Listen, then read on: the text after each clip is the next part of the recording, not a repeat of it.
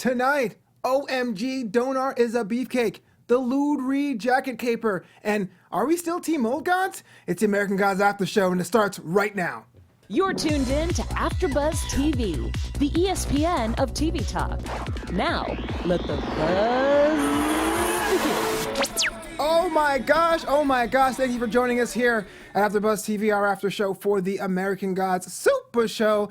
Carrie Lane is on assignment, Chef Beans is on assignment. They'll be back here next week. Before we go into today's episode, Donar the Great, I wanted to talk a bit about last week. I know some of us in the chat and some of our God Squad had a few couple words to say about the episode, and I, for one, was floored with the visual representation of last week's episode. If you guys haven't seen it, go ahead and check back.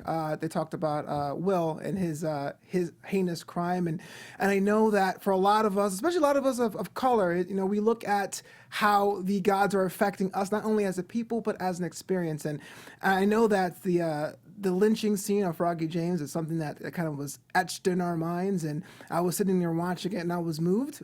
Maybe I got choked up a bit, maybe not to fully tears, but it kind of goes back to the other episodes a couple weeks ago when we had that three-way conversation between Ibis, or Thoth, Nancy, and Bilquis in The Greatest Story Ever Told. And we realized that this war brewing between the old gods and the new gods are not about picking a side, because you also have the sides of blind rage and the side of jadedness, right? As someone who has grown up around acts of racism myself, I've been fortunate enough. I mean, I'm from a pretty cosmopolitan city. I'm from New York City. So I haven't seen the worst of it as far as the physicality of it all, but I acknowledge it exists. Lynchings in this country have occurred as late as 1981, which is the year MTV was created, which is the year MS-DOS was founded. And it was definitely poignant that they did touch upon that. And I know that people may look at that and say, well, how's that experience relating to me? And a lot of times the show gets in trouble for going too deep in that. But I do think it's something to think about, that these gods on these show, on this fictional program, imagine if you take a suspension of disbelief, aren't just kicking back and saying, why aren't people believing in me? This is really about accessibility. The old gods and religion they represent are accessible to pretty much anyone with a book or a library card. And you also have the new gods themselves, or having that angle of privilege, right? Technology, the world, in town. There's also a lot of levels there that hasn't been fully explored, and I know that this war is brewing within the program, but I did have a moment of pause to research some of the things that happened in our American history. And I want to thank you all for calling us out. I'm not really going on in depth in that last week, and I just want to say we were really appreciated. We love our God Squad. So today's episode is Donar the Great. That alone piqued my interest, because I knew from high school what Donar stood for. It was an alternate name for Thor, and I thought they were going to dance around the duality of the names, but they actually went right to it. The show starts off with a little bit of a throwback. We have a burlesque house, right? A 1930s pre-Second World War, where you have everyone from all walks of life all enjoying a little night out. And we see the interpretation of classic Odin. We see the interpretation of what Anansi was back then. And to me, that was pretty cool, seeing what these eternal beings looked like during the years. Sometimes in some episodes we had a little bit of glimpse of that. But in this episode we have a bit of a more of in-depth kind of look. And we even saw Technical Boy, which I thought was interesting on so many levels, because even back then, right, we had a bit of that war brewing between the old gods and the new gods, even though there wasn't a full roster yet. And having old boy, Technical Boy, in that club right there, and even trying to provoke Old Father to even think outside the box as far as his influence was interesting, because the technology here in the scene was a wired telephone, which by today's standards, we look back and laugh and say, ha ha ha, it's kind of an old school way of looking at things, but that really was technology at the time. And it was kind of cool having Odin saying, okay, that's great now. You may have some sort of edge to you now, but what happens when that telephone in your hand gets obsolete? I want to shout out to everyone in the chat. You guys can interact with us on the chat right now. We have Jack and Gonzalez in the chat, Adam Morales in the chat, Vlad Tepes in the chat. Thank you all. And you can even support the show by clicking the super chat function in the chat. If you got some questions, we can definitely handle those right here on the air. So what is it really about? Donar is Thor, or the modern interpretation of Thor, he's a strong man, which is a really clever way to bring the ancientness of Thor in the modern era, or at least modern for that time, late 30s, right? So he's a strong man. The head act of Grimnir's burlesque show, his Cirque du Soleil type deal. He's a strong man. Everyone loves him. He is definitely the main attraction. And that actually comes on to play a little later on in the episode. But you can tell he really wants something more. Yeah, he's good at what he does, and there's some applause and adoration, but he wants something more. And we see that in two different ways. One, there's a longing there to be seen as a classic champion, a classic god in the sense that we're thinking about it, but definitely he's currying the favor of fellow performer and love interest, Miss Columbia. Now, Miss Columbia is a personification of the United States or America, and she is definitely American to the core, right? She is beautiful, she's sensual, can shoot a gun, right? Definitely had a little bit of an edge to her as well. And even though she's also an act that is fine in their situation, fine in their level of worship, they want a new slate, they want a new start, and they want an incentive. And I know it's personified as moving to California, but definitely it's having a new plane away from Grimnir, and how his show is manifesting. So everything kind of comes to a head in this episode. We have the American Friends of Germany, the American organization, which, let's be honest, that's just Nazis. And I don't know about you guys, but Nazis are never, ever a good idea, right? Nazis are not necessarily the best people in the room, but they see Thor in his all his glory, lifting up Mjolnir, that signature hammer. And they said, look, we want this guy to be our champion, essentially. Go to these world bodylifting or weightlifting competitions representing the organization. And Thor originally goes for it, right? He originally goes ahead and does it, and because, hey, look, it's a new audience, it's a new way to get it out there. And I want to stop right there, because I know watching on TV, we're probably saying to ourselves, hey, if a guy wearing a Nazi uniform asks you to do something, would you do it? The answer is no. But at the same time, Thor has his own needs. These gods have their own needs as well. It's another opportunity, another way to get out of that rut and to keep themselves relevant for a brand new audience. And he goes on and does it, and he becomes a little bit of a celebrity in his own right. Now, it is clear that Odin and Thor have a parental relationship. In fact, he mentions it as his son, which will play a little later on. But what I thought was pretty interesting between the whole aspect of Thor being a bit of a strong man and showing out his strength for other people is that his role hadn't really changed. He was just basically being trot out to a different stage. It wasn't like he was being anything progressive. He was just being the dumb jock, if you will. And Odin kind of facilitates that. He kind of pushes him in that direction, which is something that makes you wonder, right? Because the entire time we've been watching American Gods for 2 seasons now, we always ask, are you team old gods or new gods? And it's very easy to paint the old gods as the good guys, the individuals who were there first, the individuals that are helping out so many people.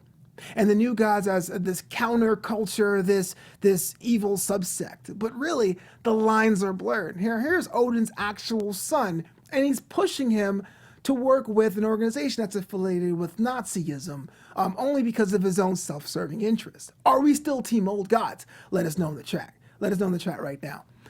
Before we go into our next topic, I want to make a sort of little announcement. I just want to say, I want to thank you for making us here at AfterBuzz the ESPN of TV talk. And for us to continue to grow, we could use your help. Now, if you're on YouTube right now, give that thumbs up and subscribe. And if you're on iTunes, please give us a 5-star rating. But no matter where you are, leave us a comment so you can get involved in the conversation. Now, being a part of AfterBuzz TV has meant so much to all of us, and we truly appreciate you supporting us and doing what we love. Don't forget to tell your friends and keep enjoying our shows.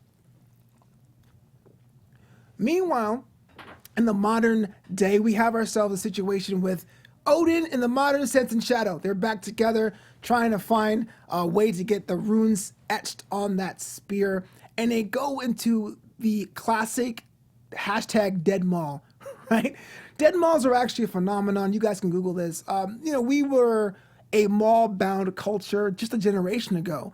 And people used to say and draw parallels to the old Roman and Greek pantheons, how we would go and congregate and eat junk food and shop till we drop and swipe credit cards, and it was a place to meet and commune and have things to watch movies and stuff. The American mall was an institution. And we see now with the rise of online commerce and changing buyer sensibilities, that has changed completely. So we see our heroes walk into a mall, and it's pretty pathetic. Muted colors on the wall. People are just strolling about. The pool looked like it had, or the fountain looked like it hadn't been serviced in about a year. Just cringy and grimy and all that. And Shadow's even confused. He's like, why are we doing this? Like, we should be going out and doing something. And it was funny to me when Odin looked at Shadow and with him and his just incredulous nature of the situation around him, trying to get the etches on that spear, saying, "You remind me of my son." Whoa. And Shadow was taking credit to him and say, hey, look, you never mentioned you had a child before. Is there anything we can do to learn more about this character, learn more about this, and what does that have to do? What am I doing that makes you relate to someone before? And you never mentioned it before. And that actually plays on just a little bit later. So we have the situation now. We want these runes etched on the spear, and it can't be done. And the reason being is we need an artifact of great power to have that done, and it's manifested into a jacket once worn by the legendary musician Lou Reed. And if you don't know who Lou Reed is, that's definitely worth a Bing search or a Google search. One of the greatest ever to pick up a guitar. And I thought it was pretty cool because I know that it's American Gods and it takes place here, but it's always great to see them pull on different forms of lore. Not necessarily the God stuff, but the idea of like modern music can be influenced by something a little bit supernatural. Kind of gives some color to that situation. So the idea was this jacket, as powerful it was, just so happened to be in the same wall they were in. So I'm kind of glad for that. I was glad in that they didn't have to go too far, but at the same time, I was kind of worried they didn't get in the car and have one of those like traveling dream sequence type deals. So they go out there to the music shop, and this is why I was confused. Now you have Odin that could have just strong-armed the glass case or throw a trash can at it, but we had a situation where, perhaps hilariously, our trickster in chief, Mr. Wednesday, shows up as a bishop pretending to be a man of the cloth, willing to pay $7,500 for that jacket. And when it looks like he's actually about to pay it absolutely cash, Carl, our helpless music store attendant, tries to check the bills. And Shadow appears as a Secret Service agent because, back at the time, Secret Service were part of the Department of the Treasury, to say, oh, these are super special counterfeit bills that you can't even determine yourself. And somehow they did a simulated arrest on Mr. Wednesday, pocketed the cash, and got the jacket. And you know what? Looking back on it, it was kind of funny. I'm kind of glad it did it that way. But on paper, I'm imagining that I was just frustrated until it happened. Like, why did she still throw a trash can at the case or something like that?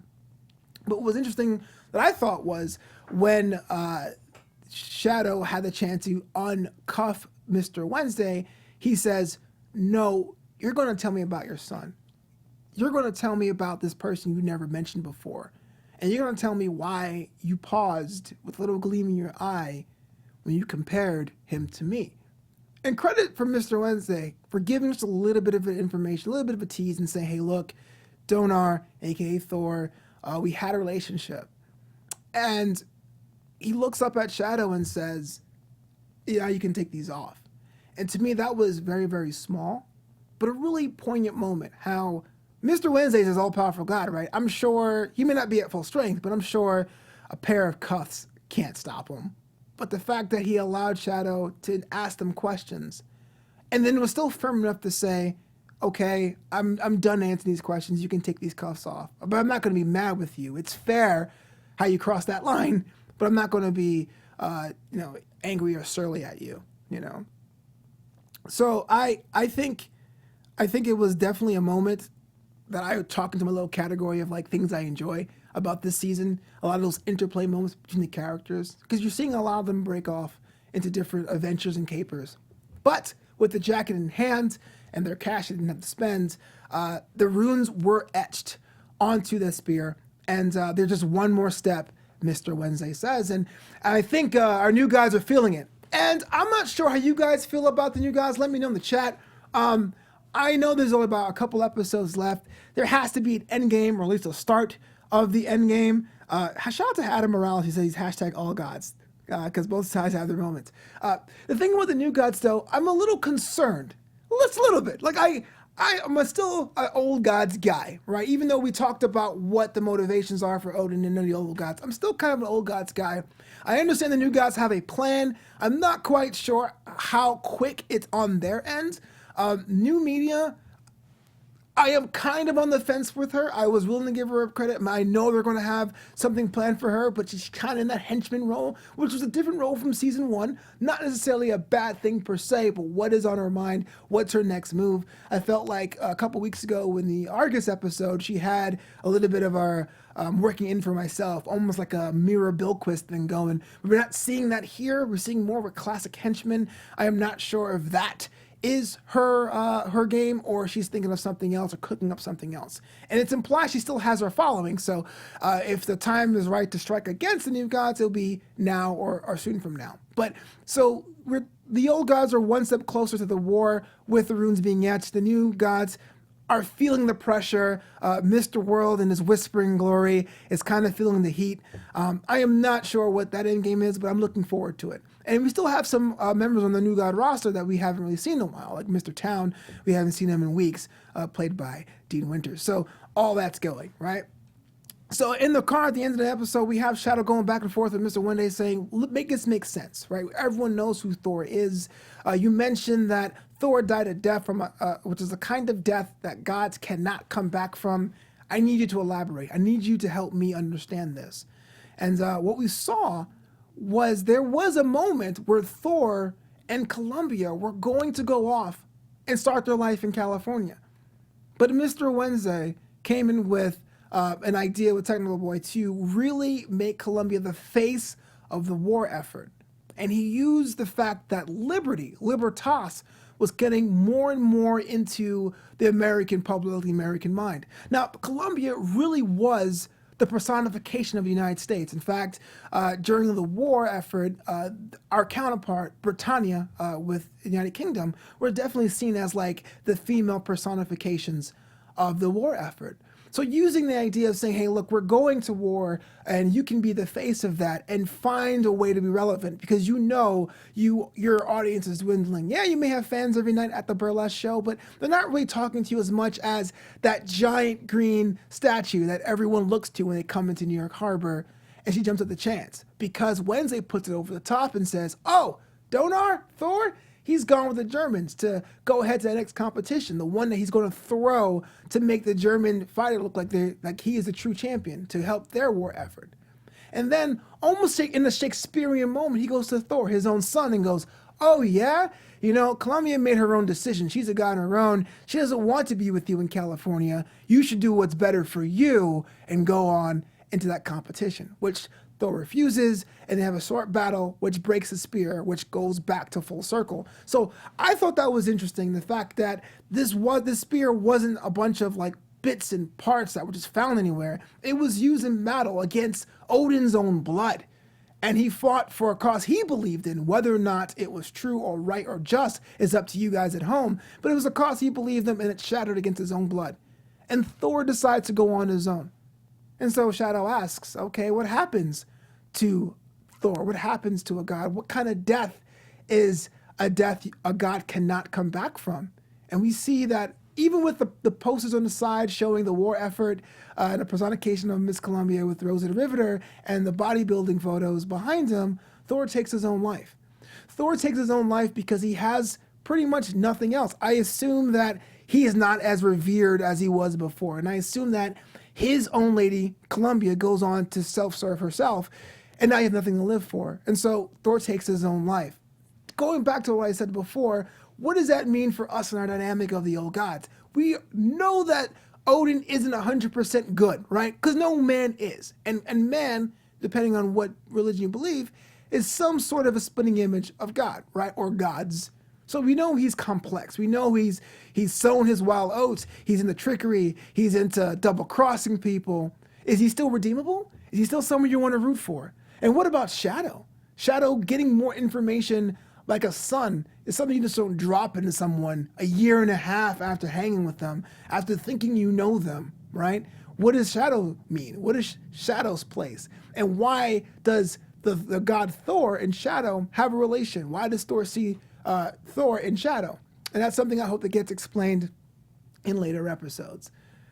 Guys, I want to thank you so much for tuning in to this edition of the American Gods After Show. My name is Flobo Boyce. You can find me over on Twitter at Flobo Boyce or on Instagram at Flobito and Flobito.com. Carrie Lane and Chef Beans will be back here next week. And until next time, shout out to the God Squad. Good night, everybody. Our founder, Kevin Undergaro, and me, Maria Menounos, would like to thank you for tuning in to AfterBuzz TV. Remember, we're not just the first, we're the biggest in the world, and we're the only destination for all your favorite TV shows. Whatever you crave, we've got it. So go to AfterBuzzTV.com and check out our lineup. Buzz you later. The views expressed herein are those of the hosts only and do not necessarily reflect the views of AfterBuzz TV or its owners or principals.